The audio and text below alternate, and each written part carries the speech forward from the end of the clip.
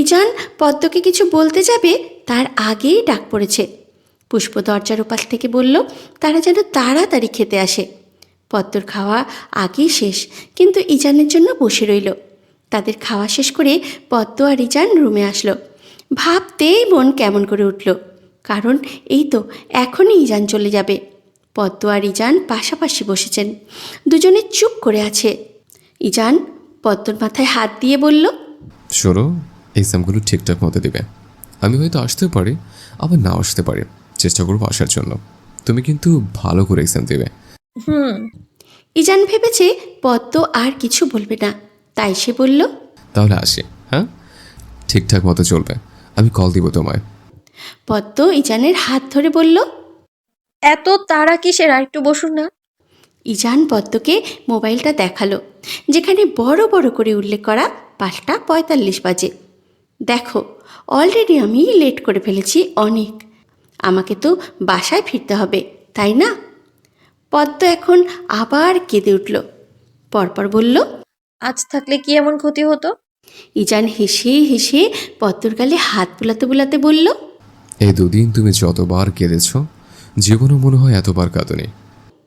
পদ্ম ইজানকে অবাক করে দিয়ে একটা কাজ করল। পদ্ম ইজানের ওষ্ঠে তার ওষ্ঠ ছুঁয়ে দিল। মুহূর্তেই পদ্ম নিজেই চোখটা বন্ধ করে ফেলল, কিন্তু ইজান বেটা তো ছাড়ল না।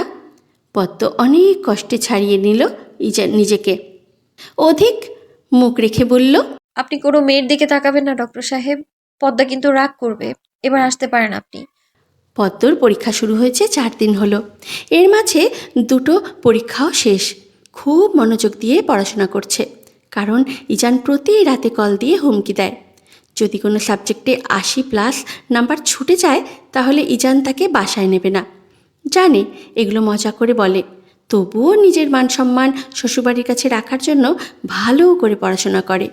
যে করেই হোক একটা মানসম্মত রেজাল্ট করতে লাগবে তো। রবিবার গণিত পরীক্ষা, সে হিসেবে পদ্মা দিন রাত অঙ্ক নিয়েই বসে আছে। এই এক বিষয় যেটাতে পদ্ম খুবই দুর্বল, শত মন দিয়ে চেষ্টা করলেও পারে না।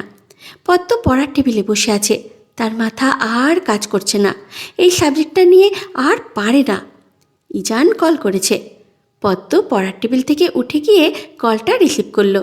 ইজান শান্ত কণ্ঠে বলল, কি করছো পদ্মফু? পদ্মা চিন্তিত হয়ে বলল, আমার আর ভালো লাগছে না, এত চিন্তা মাথায় নিতে পারছি না আমি। পদ্মার কথায় ইজান ভ্রু কুঁচকালেন আর বললেন, কি হয়েছে বলবে তো? না বললে কিভাবে বুঝবো? আমি অঙ্ক করতে পারছি না।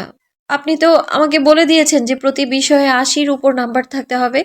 আচ্ছা আপনিই বলুন, আমি কি এত ভালো শিক্ষার্থী যে এমন রেজাল্ট আমার হবে? সব বিষয় ঠিক আছে, গণিত বিষয়টাকে একটু ছাড় দিলে হয় না? ইজান পদ্মার কথায় শব্দ ছাড়া হাসলেন। এই মেয়েটার জন্য এত টেনশন করছিল, হাস্যকর ব্যাপার। পরক্ষণেই ইজান গম্ভীর কণ্ঠে বললেন, হুম, কোনো ছাড় দেওয়া যাবে না। আমি এত ভালো মানুষ নই ম্যাডাম। পদ্মা রেগে গেল, এই বিষয়ে একটু ছাড় দিলেও তো পারত। বড্ড বাজে লোক একদম। তারপরে বলল, আপনাকে কে বলেছে আপনি ভালো মানুষ? পচা লোক আপনি, মোটেও ভালো মানুষ নন আপনি। ইজান এবারে শব্দ করে হাসলেন। ইজানের হাসির শব্দ শুনে পদ্মার রাগ নিমেষেই চলে গেল, সেও হাসছে। ইজান বললেন, আমার পদ্ম ফুলের রাগী কথাগুলো এত কেন মজা লাগে বলো তো? পদ্ম কথাটা শোনার মুহূর্তেই চোখটা বন্ধ করে ফেলল। পদ্ম উত্তর দিচ্ছে না দেখে ইজান বলল, আচ্ছা তাহলে কলটা রেখে দিই আমি। পদ্ম সাথে সাথে বলল, না না, আচ্ছা আপনি এখন কি করছেন? ইজান বলল, এক জায়গায় দাঁড়িয়ে আছে, যেখানে একজনের পারমিশন ছাড়া ভিতরে যাব না। বুঝিনি, কি বলছেন? ইজান একটা নিঃশ্বাস ছাড়ল, তারপরে বলল, তোমার আমাকে এখন এই মুহূর্তে দেখতে মন চাচ্ছে? পদ্মা ঠোঁট কামড়ে ভাবল কি বলবে। দেখতে মন চাইলে কি আসবেন নাকি আপনি? আর এখন তো আসাও সম্ভব না, কত দূরের পথ। ইজান বলল, আমি বলেছি তোমার এখন আমাকে দেখতে মন চাচ্ছে কিনা, আর তুমি কি বলছো আসবেন নাকি কত দূরের পথ? আমি যেটা জিজ্ঞেস করেছি সেটা বলো, অতিরিক্ত কথা বলা পছন্দ না। পদ্মার তো ঠিকই মন চাচ্ছে, কিন্তু ইজানকে কথাটা বলবে কিভাবে? পদ্মা কথা বলছে না দেখে ইজান ধমক দিলেন, তারপর বললেন, কথা বন্ধ কেন? দুবার জিজ্ঞেস করেছে, আমার কথা কি গায়ে লাগছে না তোমার? পদ্ম আমতা আমতা করে বলল। ভীষণ মন চাচ্ছে। ঈশান হাসল, তারপরে বলল। তাহলে দরজা খোলো। পদ্ম অবাক হয়ে গিয়েছে। দরজা খুলবে কেন? পদ্ম বলল। দরজা কেন খুলবো? এখন তো রাত প্রায় 12টা বাজে, আমার তো ভয় লাগছে। ঈশান বিরক্ত হলো। এ কি আসলে কিছুই বুঝতে পারছে না? ঈশান বলল। কলটা কেটো না, যাও দরজা খোলো। একটা সারপ্রাইজ ওয়েট করছে তোমার জন্য। পদ্মা কিচ্ছু বলল না। ঈশানের কথা মতো কলটাও কাটল না। আস্তে আস্তে গিয়ে দরজা খুলছে। যদিও ভয় পাচ্ছে, কারণ এত রাতে সে দরজা খুলবে। কাউকে ভয় না পেলেও ভূতকে ভয় পায়। যদি হঠাৎ দরজা খুলতেই সামনে এসে পড়ে। ঠিক এই কথাগুলো মনে করে পদ্মার পা চলছে, আবার চলছে না। পদ্মা আল্লাহ আল্লাহ করতে করতে গিয়ে দরজা খুলছে। পদ্মা দরজা খুলে 440 ভোল্টেজে শক খেল। এই দেখে ঈশান দাঁত দেখিয়ে হেসে দাঁড়িয়ে আছেন। পদ্ম অবাক হয়ে পিছনে ফিরল, ভেবেছে এটা মিথ্যে। আবার ঈশানের দিকে ফিরে তাকালো, এটা স্বপ্ন নয় তো। তাড়াতাড়ি নিজের হাতে একটা চিমটি কাটলো। না, এটা তো আসলেই ঈশান দাঁড়িয়ে আছেন। পদ্মার রিয়াকশন দেখে ঈশান হাসছে। নিশ্চয়ই সে খুব বড় অবাক হয়েছে। ঈশান হেসে পদ্মকে জড়িয়ে ধরল। পদ্মার মাথায় হাত বুলিয়ে বলল। পদ্ম, আমি ঈশান, এত অবাক হওয়ার কিছু নেই। পদ্ম অবাক হয়ে তার কথা বন্ধ করে দিয়েছে। তারপর বলল। সত্যি এটা আপনি তো? ঈশান হেসে দিল, বলল, হ্যাঁ এটাই আমি। পদ্ম বলল। অবিশ্বাস্য, কিন্তু আপনি এইখানে কেন? ঈশান ভ্রু কুচকালো, পদ্মকে ছেড়ে দিল। ঈশান শার্ট বদলে এখন টি শার্ট পরেছে। দেখে মনে হচ্ছে সদ্য গোসল করেছে, কারণ চুল থেকে বিন্দু বিন্দু পানি গড়িয়ে পড়ছে। পদ্ম জিজ্ঞাসা করল। আপনি গোসল করেছেন? ঈশান মাথা নাড়ল সম্মতিতে। পদ্ম হাতে চায়ের কাপ নিয়ে দাঁড়িয়ে বলল। চা বানিয়েছি, খান। ঈশান অবাক হয়ে বলল। চা বানিয়েছ কেন? পদ্ম মৃদু হেসে বলল। আপনাকে না খাইয়ে রাখবো নাকি? ইজান কৌতুক ভরে উত্তর দিল। চা খেলে আমার পেট ভরবে বলে তোমার মনে হয়? পদ্ম অসহায় চোখে তাকালো ঈশানের দিকে, তারপরে জিজ্ঞাসা করল। আপনি না খেয়ে এসেছেন? ঈশান হঠাৎ পদ্মের অধরে হাত রাখল, নিচু স্বরে বলল। আমার মন তো অন্য কিছু খেতে মন চাচ্ছে। পদ্ম তাড়াতাড়ি সরে এসে বলল। দেখুন, এসব ভালো লাগছে না, আপনি চা খান। ঈশান বলল। দাও। চা মুখে দিয়েই ঈশানের মুখ বিকৃত হয়ে গেল। পদ্ম ভোরকে গিয়ে বলল। ভালো হয়নি? ঈশান বলল। চিনি দাও না একটু, বিশেষ না হলে খেয়ে দেখো। পদ্ম নিজেই চা চেখে দেখল, সত্যিই চিনি পড়েনি, একদম পানির মতো স্বাদ। সে লজ্জিত মুখে কাপটা নিয়ে বলল। থাক, আর খেতে হবে না, আপনি ঘুমিয়ে পড়ুন, জার্নি করে এসেছেন। ঈশান হাত দিয়ে চুল পিছনে সরিয়ে বলল। তোমার না ম্যাথে প্রবলেম? পদ্ম উত্তর দিল। হুম। ঈশান বলল। চলো দেখি কোথায় প্রবলেম। পদ্ম বলল। এখন অঙ্ক করব না। ঈশান ধমক দিয়ে বলল। করতে হবে। সে পদ্মের হাত ধরে টেনে টেবিলের কাছে বসালো, নিজেও পাশে বসলো। কিছুক্ষণ পড়ানোর পর ঈশান বুঝল পদ্ম অঙ্কে একদম দুর্বল। ভেবেছিল ভালো স্টুডেন্ট, কিন্তু বাস্তবটা ঠিক উল্টো। প্রায় 5টা অঙ্ক করিয়ে দেওয়ার পর পদ্মের চোখ ভারী হয়ে এলো। সে হাই তুলতে তুলতে বলল। আমার ঘুম আসছে, চলো না ঘুমোতে যাই। দুজনেই শুয়ে পড়ল। পদ্ম মুখ ঘুরিয়ে অন্যদিকে শুয়েছে। ঈশান তা সহ্য করতে পারল না। পিছন থেকে পদ্মকে জড়িয়ে ধরল, ঘাড়ে মুখ লুকিয়ে বলল। এতদিন এটাই মিস করেছিলাম পদ্মফুল। পদ্ম লজ্জায় ঈশানের হাতে চিমটি কাটল। ঈশান আরও শক্ত করে জড়িয়ে বলল। একটু ভালোবাসার কথা বলতে পারবো না? সকাল 5টা। পদ্ম তাড়াহুড়ো করে উঠল, কারণ মাকে বলতে হবে ঈশান এসেছে। নাস্তা বানাতে হবে, না বললে মা রেগে যাবে। সে আলতো করে ঈশানের হাত সরিয়ে দিয়ে চুল খোপা করল, তারপর রুম থেকে বেরিয়ে গেল। রুবিনা খাতুন শুনেই রেগে গেলেন। তাকে না জানিয়ে ঈশান এসেছে, আর না খেয়েই আছে। বকা খেলো পদ্ম। এখন রুবিনা খাতুন নাস্তা তৈরি করছেন। পদ্ম পাশে বসে আছে চুপচাপ। সকাল 9টা। পদ্ম ঈশানকে ডাকতে গেল। ঈশান ইতিমধ্যেই জেগে ফোনে ব্যস্ত। পদ্ম সামনে দাঁড়িয়ে বলল। ফ্রেশ হয়েছেন? ঈশান বলল। তুমি কোথায় ছিলে এতক্ষণ? ঘুম থেকে উঠে পাইনি কেন তোমায়? পদ্ম বলল। মায়ের কাছে গিয়েছিলাম, মা অনেক বকেছে কারণ জানাইনি আমি। আচ্ছা, খেতে আসুন। ঈশান দুষ্টুমি করে বলল। আগে তো স্পেশাল কিছু পাই, তারপর খাবো। পদ্ম হেসে বলল। স্পেশাল কিছু আবার কি? ঈশান মাথা নেড়ে বলল। উফ, তুমি তো বোকা কেন পদ্মফুল? আমার মনের ভাষা বুঝতে পারো না? এই কথা বলেই পদ্মকে টেনে কোলে বসালো। পদ্ম হকচকিয়ে গেল আর ঈশান আলতো করে তার গালে চুমু দিল। ঠিক তখনই পুষ্প ঘরে ঢুকলো। আপু, মা ডাকছে। তারপর মুখ ফিরিয়ে বলল, ছি ছি, এসব কি দেখলাম? পদ্ম দ্রুত ইজানের হাত থেকে নিজেকে ছাড়িয়ে নিল। মুখ লাল হয়ে গেছে লজ্জায়। ঈশান হাসি চেপে বলল, ছিচে করো না, দোষটা তোমারই ছিল। তুমি ভুল সময় এসে পড়েছ, এগুলো আবার কারো কাছে বলতে চাও না। পরে ইজান পুষ্পকে গাড়ি ঘোড়াতে নিয়ে গেল। সেই থেকে পুষ্পর রাগও কেটে গেল। সময় গড়ালো। পদ্মর পরীক্ষা শেষ। আজ আবার ঢাকায় ফিরেছে সে। গ্রাম ছেড়ে আসতে মন খারাপ তার। গাড়িতে বসেই কাঁদছে। ঈশান বিরক্ত হয়ে বলল, তোমার আসলে সমস্যা কি বলো তো? পদ্ম মাথা নিচু করে বলল। ঈশান বলল, এই যে তুমি গ্রামে যাওয়ার সময় কাঁদো, আবার আসার সময় ঠিক একই কাজ করো, সেটা জিজ্ঞেস করছে। তোমার সমস্যাটা আসলে কোন জায়গায়? পদ্ম চুপ, চোখে জল চিকচিক করছে। ঈশান বলল। পদ্ম কিচ্ছু বলল না, ঘুমিয়ে পড়ল। ঢাকায় পৌঁছে শেখ ভিলায় এলো দুজন। ইজানের মা মুনিরা শেখ ও বোন ইজনিয়া খুব খুশি। ইজনিয়া দরজা খুলে বলল, ভাবি, কেমন আছো? ভালো আছি আপু। ভেতরে গিয়ে ইজান রেগে গম্ভীর মুখে নিজের রুমে চলে গেল। পদ্ম মুনিরা শেখের সাথে দেখা করতে গেল। মুনিরা শেখ পদ্মকে জড়িয়ে ধরে বলল, কেমন আছো পদ্ম? ভালো আছি মা। বাবা কি বাসায় নেই? না, সে তো প্রায় বাসায় থাকে না। তুমি আগে ফ্রেশ হয়ে নাও, পরে কথা বলবো। ফ্রেশ হয়ে পদ্ম ফিরে এলো রুমে। ইজান তৈরি হচ্ছে কোথাও যাওয়ার জন্য। পদ্ম বলল, কোথায় যাচ্ছেন? একটু বাইরে যাচ্ছে। কেন? সেটা আপাতত আপনার না জানলে চলবে ম্যাডাম। পদ্ম বিরক্ত, কিন্তু কিছু বলল না। ঈশান যাওয়ার আগে পদ্মের ভেজা চুলে হাত বুলিয়ে বলল, আসছি আমি, তুমি সাবধানে থেকো। পদ্ম মৃদু হেসে মাথা নাড়ল। ঈশান চলে গেলে পদ্ম গেল ইজনিয়ার রুমে। দুজন গল্প করতে লাগলো।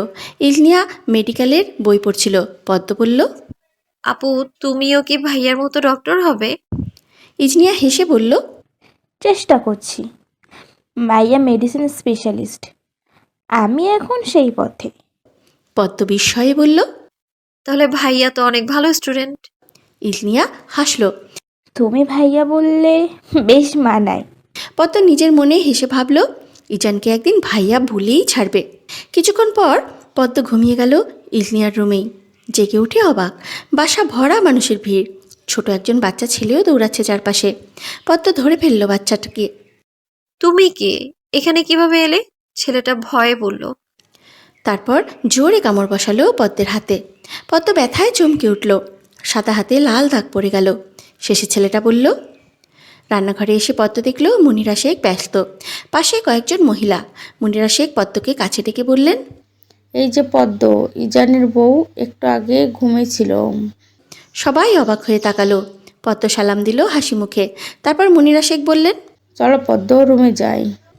রুমে গিয়ে একটি কালো কাতান শাড়ি বের করে দিয়ে বললেন, এটা পরে নাও, আজ অনেক অতিথি আসবেন। পদ্ম অবাক হয়ে বলল, শাড়ি পরবো কেন?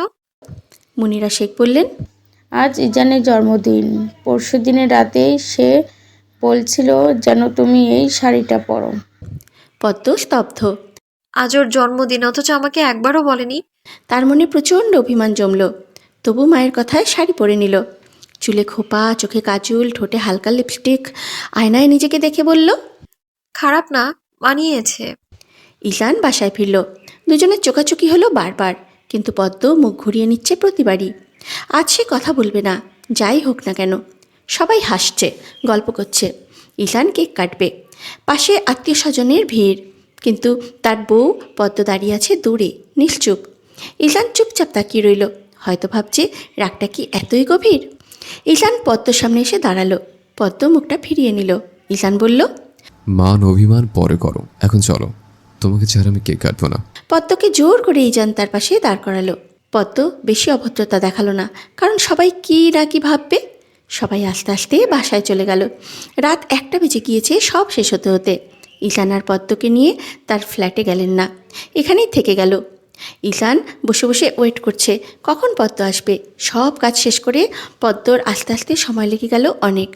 পদ্ম রুমে এসেই ধূপ করে ওয়াশরুমে ঢুকে গেল। শাড়িটা চেঞ্জ করে আসলো। ঈশান আর চোখে পদ্মকে দেখছে। ম্যাডাম যে হাড়ে হাড়ে রেগে আছে, এর রাগ ভাঙানো এত সহজ হবে না বলে মনে হয়। ঈশান বলল, পদ্ম, এখানে আসো। পদ্ম যেন কথাটা শুনেও শুনল না। পদ্ম গলা থেকে স্বর্ণের চেনটা আয়নার সামনে দাঁড়িয়ে দাঁড়িয়ে খুলছে। পদ্ম উত্তর দিচ্ছে না দেখে আবারও বলল, পদ্মফুল, আমার একমাত্র বউ, এখানে আসো। এবারও পদ্মর কোনো হেলদোল নেই। আগে থেকে ইজান এক কথা দুবার রিপিট করা পছন্দ করে না, কিন্তু পদ্ম তো শুনছেই না। ইজান এবার ধমক দিলেও তারপর বলল, পদ্ম, এখানে আসো। যদি এই মুহূর্তে তুমি আমার সামনে না আসো তাহলে আমি রুম থেকে বের হয়ে যাব। সারা রাত বাড়ি ফিরবো না। ইজানকার কখনো দেখতেই পারবে না। এতক্ষণ যে ডেকেছে, আসলে কেন? আসবো কেন বলুন? আজ যে আপনার জন্মদিন বলেছেন আমায়, আপনার মায়ের কাছে শুনতে হয়েছে। আপনি বলে কি খুব বেশি ক্ষতি হয়ে যেত? আমি তো আপনার কেউ না, আমাকে কেন বলবেন আপনি? ইজান শব্দ করে হাসল। পদ্ম ইজানের দিকে তাকাচ্ছে, আবার চোখটা সরিয়ে ফেলছে। নিশ্চয়ই এখন এই লোকের হাসি দেখলে তার রাগটা নিমেষেই উদা হয়ে যাবে। ইজান বলল, এই জন্য আমার পদ্মফুল রেগে আছে? ইজানের চোখ হঠাৎ পদ্মর হাতে পড়ল। পদ্মর হাত এক জায়গায় লাল হয়ে আছে। কেন? দেখে তো মনে হচ্ছে কেউ কামড়ে দিয়েছে। মুহূর্তেই ইজানের মেজাজটা চটে গেল। পদ্মর বাহুতে হাত দিল, তারপরে বলল, তোমার হাতে কে কামড় দিয়েছে? আমি তো দিইনি। আমরা কি কে কামড় দিয়েছে তোমাকে? আর তুমি সেই দাগ নিয়ে ঘুরে বেড়াচ্ছ? কত বড় সাহস তোমার! পদ্ম ইজানের এই রূপ দেখে অবাক না হয়ে পারল না। এই রূপের সাথে সে এই প্রথম পরিচিত। সে আগে কখনো পরিচয় হয়নি। আজ ইজানও দেখেনি তার এই রকম রূপ। সে কি পদ্মকে অবিশ্বাস করছে? যা সত্যি তাই বলবে, মিছে মিছে সে কেন বকা শুনবে?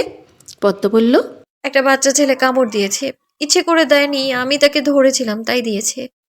ইজান হতভম্ব হয়ে গেল পদ্মর কথা শুনে। ইজান বলল, বাচ্চা ছেলে কামড় দিয়েছে? কি বলছো এসব? জি হ্যাঁ, আমি ঘুমোচ্ছিলাম ইজনিয়াপুর রুমে। একটা বাচ্চা ছেলে দৌড়ে যাচ্ছিল। আমি প্রথমে অবাক হয়েছিলাম দেখে, কারণ এই বাসাতে কোনো বাচ্চা নেই, আর আসবে বা কোথা থেকে? আপনি তো আর আমায় বলেননি যে আজ আপনার জন্মদিন আর বাসায় মেহমান আসবে। হয়তো বাচ্চাটাও সেরকম কেউই হবে। আমি ওর হাত ধরেছিলাম জিজ্ঞেস করার জন্য তুমি কেন এসেছো, তাই কামড় দিয়েছে। ইজান ভ্রু কুচকে তাকালো পদ্মর দিকে। মেয়েটার দৃষ্টি ফুলের দিকে বড্ড উদাসীন দেখাচ্ছে। ইজান বলল, পরিচয় জানতে পেরেছ? পদ্ম একটা বড় নিঃশ্বাস ছাড়ল, তারপরে বলল, না। ইজান বলল, তাহলে কি শুধু শুধু কামড় খেলে? তুমি একটা কামড় দিতে পারলে না? পদ্ম চোখ বড় বড় করে ইজানের দিকে তাকালো। ইজান সজ্ঞানে বলছে তো কথাটা। কী সব বলছে? বাচ্চাটার সাথেও কি বাচ্চা হয়ে যাবে নাকি? পদ্ম বলল, বাচ্চাটা আমাকে কামড় দিয়েছে বলে কি আমি তাকে কামড়ে দেব? এতটাও নির্বোধ না আমি। ইজান শব্দ করে হাসল। পদ্ম চিবুক ধরে দুবার দুদিকে ঘোরালো, তারপরে বলল, সত্যিই তুমি নির্বোধ না? পদ্মা উত্তর দিচ্ছে না, শুধু ইজানকে দেখছে। যখন বাসা থেকে বের হয়েছিল তখন মেরুন কালারের একটা শার্ট পরেছিল, এখন দেখছি উপর দিয়ে কোটও আছে। কখন পরেছে এটা? সে তো দেখেনি। পদ্ম ইজানের কোটে হাত দিল, পরক্ষণে ইজানের দিকে তাকিয়ে প্রশ্ন করল, এটা কখন পড়েছেন? আমি তো দেখিনি। ইজান পদ্মর হাতের উপর হাত রাখল, তারপরে বলল, তুমি তো রেগে রুমে আসোনি, আমি বাইরে থেকে এসে এটা পড়েছে। পদ্ম ছোট করে উত্তর দিল, ও। ইজান তার ঠোঁটটা ভেজালো, তারপর বলল, পদ্ম, তুমি আমাকে গিফট দেবে না? পদ্মর মনটা ছোট হয়ে গেল। ইজান তো তাকে জানায়নি আজ তার জন্মদিন, আবার কিসের গিফটের কথা বলছে? পদ্ম বলল, আহা, আপনি তো আমাকে জানাননি যে আপনার জন্মদিন। কিসের গিফটের কথা বলছেন? আচ্ছা, তাহলে আমি গিফট দেই। বসো তুমি ওখানে। পদ্ম বেডে বসল। ইজান আবার কিসের গিফট দেবে? ইজান কভার থেকে কিছু প্যাকেট বের করলো। ইজান পদ্মার সামনে প্যাকেটগুলো রাখলো। পদ্মা শুধু তাকিয়ে তাকিয়ে দেখছে। আজ ইজানের জন্মদিন, অথচ পদ্ম গিফট পাচ্ছে। বিষয়টা অস্বাভাবিক হয়ে গেল না? পদ্ম বলল, এগুলো কি? পদ্ম ইজানের দিকে তাকিয়ে প্রশ্ন করছে। তারপর ইজান বুকে হাত গুজে গভীর সুরে বলল, নিচে খুলে দেখো। তো বলল। খুলবো? ইজান বলল, জি ম্যাডাম, খুলুন। আপনার জিনিস আপনি খুলবেন না, দেরি করবেন না, তাড়াতাড়ি খুলুন। পদ্ম প্যাকেটগুলো একটা একটা করে খুলছে আর রীতিমতো অবাক হচ্ছে। একটা প্যাকেটে সুন্দর স্বর্ণের চেন পাওয়া গেল, যেখানে অনেকগুলো ইংরাজি শব্দ দিয়ে পদ্ম আর তার নাম লেখাটা। আর একটা প্যাকেটে স্বর্ণের আংটি পেল, লাভ শেপ, মাঝখানে দিয়ে আবার পি লেখা। এই দুটো জিনিস পেয়ে পদ্ম খুব বড়সড় করে অবাক হয়েছিল। আরও একটা ব্যাগে গাঢ় নীল জামদানি শাড়ি, নীল চুড়ি, সাদা গাজরা, দুটো কাজল আর একটা লিপস্টিকও পেল। এত সুন্দর উপহারের মাঝে এক অমায়িক সুন্দরী কন্যা বসে আছে, যাকে অপলক নয়নে তাকিয়ে দেখছে ইজান। ইস, মেয়েটা একটু বেশিই সুন্দর। এত সুন্দর না হলেও পারত। আর এদিকে পদ্ম অবাক চাহনিতে শুধু এগুলো দেখছে, কোনো কিছুই মাথায় ঢুকছে না। পদ্ম বলল, এগুলো কি? জন্মদিন তো আপনার, গিফট আমার জন্য এনেছেন কেন?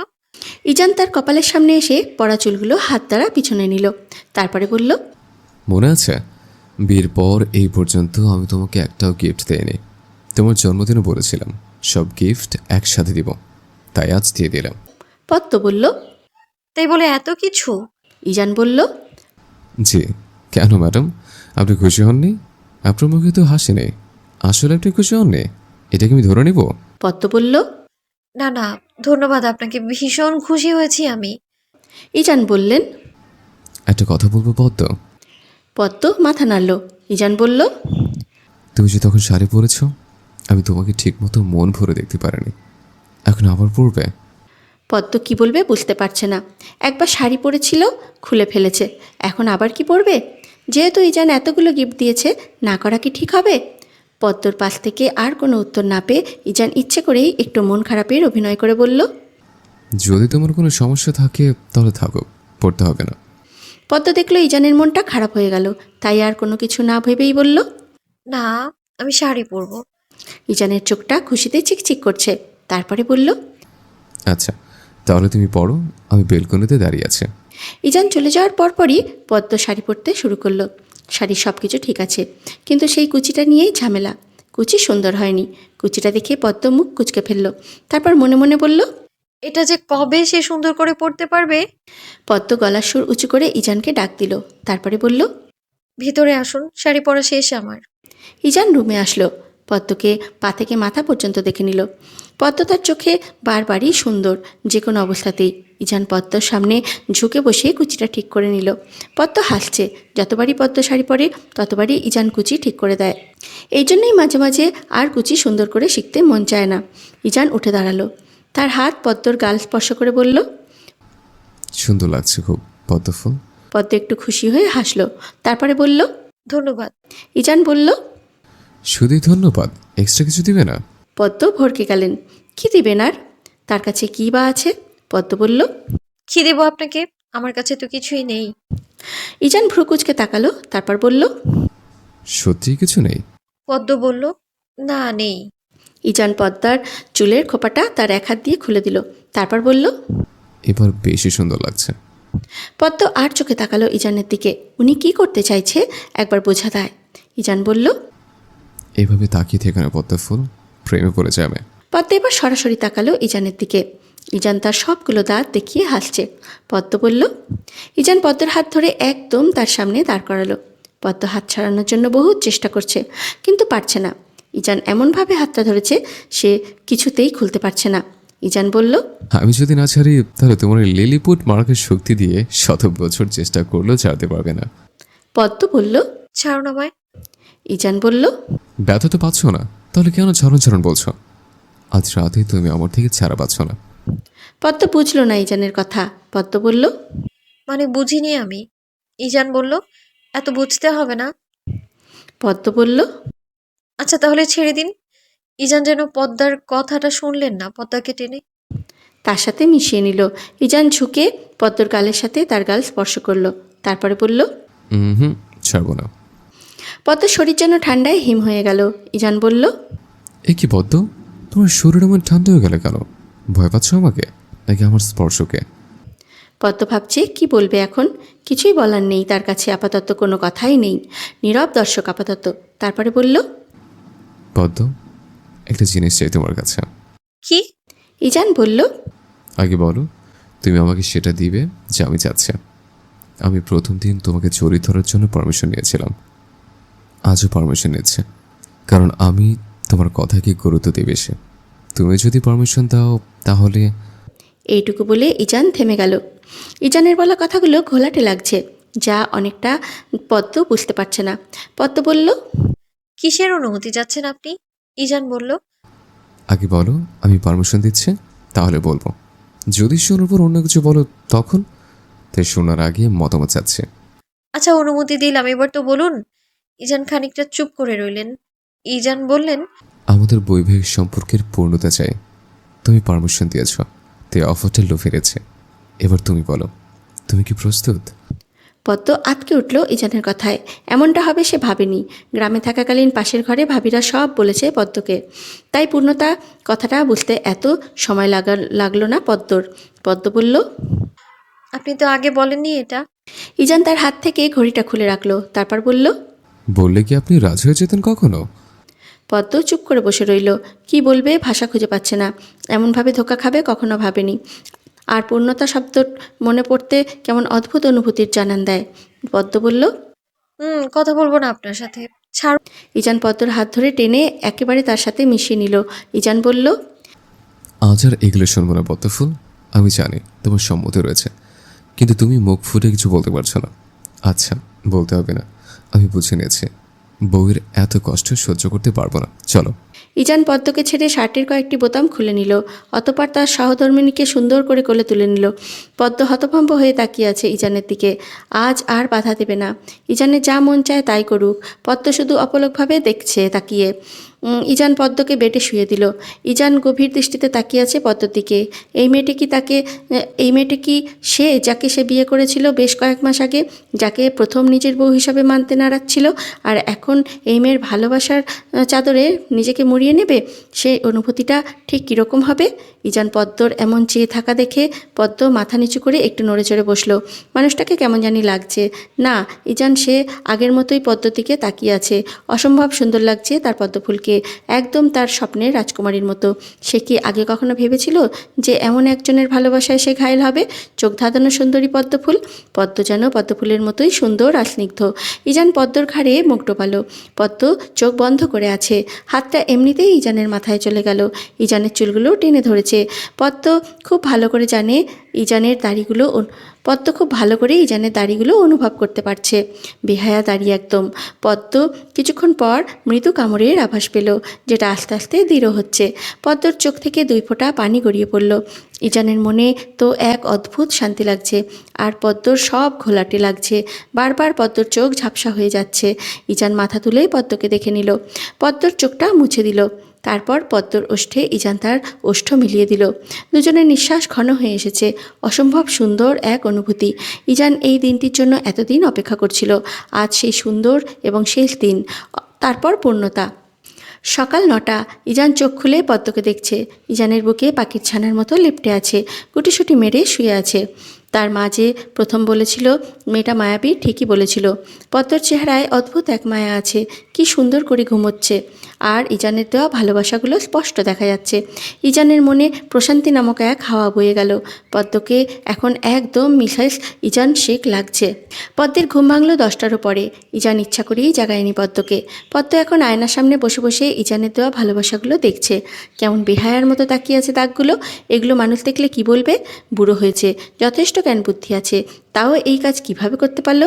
ইজান রুমে এসে দেখলো পদ্ম আয়নার সামনে বসে এসব দেখছে। মুচকি হাসছে সে। পদ্মকে দাঁড় করালো ইজান। পিছন দিক থেকে জড়িয়ে ধরল। পদ্ম নিজেকে ছাড়ানোর জন্য বৃথা চেষ্টা করতে লাগলো। জানে ইজানের শক্তির কাছে সে কিছুই না, তাও মন বলছে চেষ্টা করতে দোষ কোথায়। ইজান বলল, আর কত এমন ছাড়াবার জন্য ছোট ছোট করবে? জানো তো পারবে না, তাও এমন কেন করছো? পদ্ম বলল, না আমায়। ইজান বলল, কেন ছাড়বো কেন আমি তোমাকে? ছাড়ার জন্য তো ধরুনি। এই ইজানের থেকে কখনো তুমি নিজেকে ছাড়াতে পারবে না। ইজানের ভালোবাসা এতই বেশি প্রখর, যেসব বৃথা চেষ্টা করে কোনো লাভ হবে না। আর আমি তোমাকে ছাড়ছিও না। এসব চিন্তা ছেড়ে ফেলে মাথা থেকে। পদ্ম বেককল হয়ে গেল। সে কি বলছে আর ইজান কি বলছে। বোকা বোকা চাহনিতে ইজানকে আয়নায় দেখছে। পদ্ম কিছুটা অবাক হলো তাকে আর ইজানকে এই অবস্থায় আয়নায় দেখে। এই প্রথম দৃশ্যটা দেখলো সে। পদ্ম ম্লান হাসলো। সেই হাসিটা ইজান দেখলো না। সে তো পদ্মকে নিয়ে ব্যস্ত। পদ্ম বলল, ছাড়ুন, আমি নিচে যাব। ইজান তার গাল এগিয়ে দিয়ে বলল, একটু চুমু খাও, তারপর যেতে পারবে। এর আগে তুমি যেতে পারবে না। মূলত আমি তোমাকে যেতে দিব না। পদ্ম ভ্রু কুচকালো, তারপর বলল, ইস, লজ্জা জিনিসটা বলতে কিছু নেই আপনার। আমি আপনার মতো এসব পারি না, নির্লজ্জ লোক কোথাকার। সারাদিন এসব নিয়ে পড়ে থাকেন আপনি। ইজান গলা ছেড়ে কাশলো। এত বড় ডাক্তারকে তার বউ চুমুর জন্য এত সুন্দর অপবাদ দিচ্ছে, কোনো মতেই মেনে নেওয়া যাচ্ছে না। শুধু তো একটা চুমুর কথাই বলেছে, অন্য কিছু তো বলেনি। পদ্ম যদি জানতো তাহলে সে আরও বেশি করে বলতো। এটা আসলে ইজানের সাথে মানায় না। ইজান বলল, শোনো পদ্মফুল, এসব নিম্ন উপাধি তোমার ডাক্তার সাহেবের সাথে মানায় না। তিনি বড্ড বেশি বেসামাল পুরুষ। আশা করি বুঝতে পেরেছ। যদি না বুঝো তাহলে কাল রাতের কথা সুন্দর করে বিশ্লেষণ করব, তারপর বুঝতে পারবে। পদ্ম লজ্জায় মাথাটা নিচু করে ফেলল। কাল রাতের কথা মনে পড়তেই এক অজানা লজ্জায় সে ভর করল। মানুষটা দিন দিন কেমন জানি হয়ে যাচ্ছে। আবার নতুন শব্দ বের করেছে বিবিজান। মুহূর্তে পদ্মের মুখ লাল আভা ছড়িয়ে যেতে লাগলো। ইচ্ছে করছে ইজানের বুকে মুখ লুকিয়ে ফেলতে, কিন্তু না, সেটা করা যাবে না, তাহলে ডাক্তার সাহেব আরও বেশি লজ্জা দেবে। পদ্ম বলল,